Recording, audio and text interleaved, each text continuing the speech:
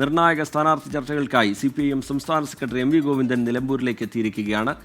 സ്ഥാനാർത്ഥിയുടെ കാര്യത്തിൽ ഒരാഴ്ചയ്ക്കകം തീരുമാനമുണ്ടാകുമെന്നാണ് MV ഗോവിന്ദൻ പറയുന്നത്. ആദ്യം MV ഗോവിന്ദന്റെ വാക്കുകളിലേക്ക്. ഇന്ന് പ്രഖ്യാപിക്കും നിങ്ങൾ പറഞ്ഞല്ലേ? ആര് പറഞ്ഞു? പിന്നെ ഞാൻ പറഞ്ഞിട്ടുണ്ട് ഒരാഴ്ച. അന്ന് പറഞ്ഞ ഒരാഴ്ച ആവുന്നതിന് മുമ്പ് പ്രഖ്യാപിക്കും. ഇന്ന് പ്രതീക്ഷിക്കേണ്ട ഒരു കാര്യമില്ല. ആരോ വാർത്തയായിട്ട് കൊടുക്കുകയാണ്, എന്നിട്ട് ഇന്ന് പ്രഖ്യാപിച്ചില്ല എന്ന വാർത്ത പറയാൻ വേണ്ടിയാണ്. പക്ഷേ പൊതുസമ്മതനാണോ അതോ പാർട്ടി സ്ഥാനത്തിൽ മത്സരിക്കുന്ന സ്ഥാനാർത്ഥിയാവുമോ? എല്ലാ അർത്ഥത്തിലും പൊതുസമ്മതനായിരിക്കും. അല്ല, പൊതുസമ്മതത്തിന് പിന്നെ പാർട്ടി നേതാക്കന്മാർക്കൊന്നും പൊതുസമ്മതിയില്ലേ? അതായത് ഞാൻ നേരത്തെ പറയുന്നുണ്ട്, UDF-ന്റെ അകത്തും പുറത്തും ഒക്കെ വലിയ രീതിയിലുള്ള പടയാണ് അതിനുള്ളിൽ തന്നെ. അതൊക്കെ ഇവിടെ പൊട്ടിത്തെറിയിലേക്ക് എത്തും. UDF-ന്റെ സ്ഥാനാർത്ഥി ആര് എന്ന് കാത്തിരിക്കുകയായിരുന്നു LDF നേതൃത്വം. ഇപ്പോൾ തിരക്കിട്ട ചർച്ചകൾ LDF ക്യാമ്പിൽ ഉണ്ടാവുന്നുണ്ട്. വിപിൻ C വിജയൻ തുടരുന്നുണ്ട്. വിപിൻ, ഈ ഗോവിന്ദ മാഷുടെ പ്രതികരണത്തിൽ നിന്ന്, നിലവിൽ നടക്കുന്ന ചർച്ചകളിൽ നിന്ന് മനസ്സിലാക്കാൻ കഴിയുന്നത് എന്താണ്? എപ്പോഴേക്ക് LDF-ന്റെ സ്ഥാനാർത്ഥി എത്തും? പ്രഖ്യാപനം അധികം വൈകാതെ തന്നെ ഉണ്ടാകും എന്നാണ് കരുതുന്നത്. ചില പേരുകൾ ഇപ്പോൾ സാധ്യതാ പട്ടികയിൽ എന്ന നിലയിൽ നമുക്ക് മുമ്പിലേക്കുണ്ട്. അതിൽ ഒരു പേരിലേക്ക് എത്താൻ ഈ ഘട്ടത്തിൽ ഇടത് ക്യാമ്പിന് കഴിയുന്നുണ്ടോ വിപിൻ?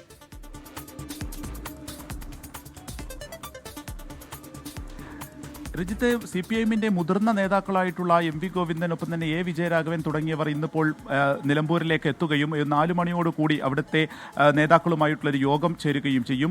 അതിൽ ഏകദേശം ഒരു ധാരണ ആയിട്ടുണ്ട് എന്നുള്ളതാണ് മനസ്സിലാക്കുന്നത്. ഇനി അത് സെക്രട്ടേറിയറ്റിൽ കൂടി പറഞ്ഞതിന് ശേഷമായിരിക്കും ഒരു അന്തിമ തീരുമാനത്തിലേക്ക് എത്തുക. ഒരാഴ്ചയ്ക്കുള്ളിൽ സമയമുണ്ടല്ലോ എന്നുള്ളതാണ് ഇപ്പോൾ MV ഗോവിന്ദൻ മാഷ് തന്നെ ഇതുമായി ബന്ധപ്പെട്ട് പറഞ്ഞത്. എന്തായാലും എത്രയും വേഗം ഒരാഴ്ചയ്ക്കുള്ളിൽ തന്നെ അതിലൊരു തീരുമാനം എടുക്കും എന്നുള്ളതാണ്. ധാരണ എന്താണ്, അല്ലെങ്കിൽ ആരായിരിക്കും സ്ഥാനാർത്ഥി എന്നതിനെ സംബന്ധിച്ച് ഏകദേശം ഒരു രൂപമായിട്ടുണ്ട് എന്നുള്ളത് തന്നെയാണ് ഈ ഘട്ടത്തിൽ. ഒപ്പം UDF-ൽ എന്ത് സംഭവിക്കുന്നു, UDF-ൽ ഇപ്പോൾ സംഭവിച്ചുകൊണ്ടിരിക്കുന്ന ആശയക്കുഴപ്പം, PV അൻവറുമായിട്ടുണ്ടാക്കുന്ന പ്രതിസന്ധി, ഇതെല്ലാം തന്നെ വിലയിരുത്തുകയും നിരീക്ഷിക്കുകയും ചെയ്യുകയാണ് LDF. അതിനുശേഷം സാമുദായികമായിട്ടുള്ള ഐക്യം കൂടി കണക്കിലെടുത്തുകൊണ്ട്, ആ ഒരു സമവാക്യം കൂടി കണക്കിലെടുത്തുകൊണ്ടുള്ള ഒരു സ്ഥാനാർത്ഥിയായിരിക്കും. ഇപ്പോൾ അവസാനമായി 3 പേരുകളിലേക്ക് ഒരു അന്തിമ ലിസ്റ്റിലേക്ക് CPM എത്തിയിരിക്കുന്നു എന്നുള്ളതാണ് മനസ്സിലാക്കുന്നത്. അപ്പുറത്ത് ആര്യടൻ ഷൗക്കത്ത് ആയതുകൊണ്ട് തന്നെ CPM-നെ സംബന്ധിച്ചൊരു മുതിർന്ന നേതാവ് മത്സരിക്കണം എന്ന് ഒരു വിഭാഗം ആവശ്യപ്പെടുന്നുണ്ട്. അങ്ങനെയാണെങ്കിൽ നിലമ്പൂരിൻ്റെ ചരിത്രത്തിൽ ആ കുഞ്ഞാലിക്ക് ശേഷം CPM-ന്റെ ചിഹ്നത്തിൽ തന്നെ മത്സരിക്കാം എന്നുള്ള ഒരു തീരുമാനത്തിലേക്ക് വരികയാണെങ്കിൽ ആ നറുക്ക് സ്വരാജിന് വീഴുമോ എന്നുള്ളത് തന്നെ വലിയ രാഷ്ട്രീയ ആകാംക്ഷയാണ്.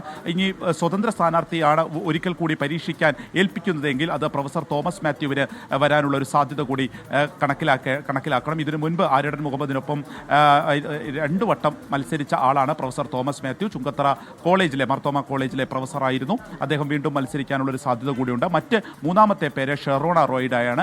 വഴിക്കടവ് ജില്ലാ പഞ്ചായത്ത് ഡിവിഷൻ ജില്ലാ പഞ്ചായത്ത് അംഗമാണ് ഷെറോണ റോയ്. ഷെറോണ റോയിയുടെ പേരും കൂടിയാണ് ഉയർന്നു കേൾക്കുന്നത്. ഇങ്ങനെ ഒരു 3 പേരിലേക്ക് ഇപ്പോൾ അവസാനമായി എത്തിയിരിക്കുന്നു എന്നുള്ളതാണ് നമുക്ക് ലഭിക്കുന്ന ഏറ്റവും പുതിയ വിവരമുള്ളത്. ഇപ്പോഴും അതുമായി ബന്ധപ്പെട്ട ചർച്ചകൾ നടക്കുകയാണ്.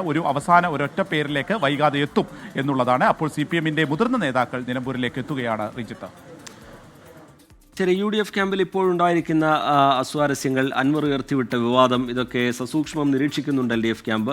സ്ഥാനാർത്ഥി പ്രഖ്യാപനം വൈകില്ല എന്നാണ് CPIM നേതൃത്വം വ്യക്തമാക്കുന്നത്. വിപിൻ C വിജയൻ വിശദാംശങ്ങൾ പങ്കുവയ്ക്കുകയായിരുന്നു.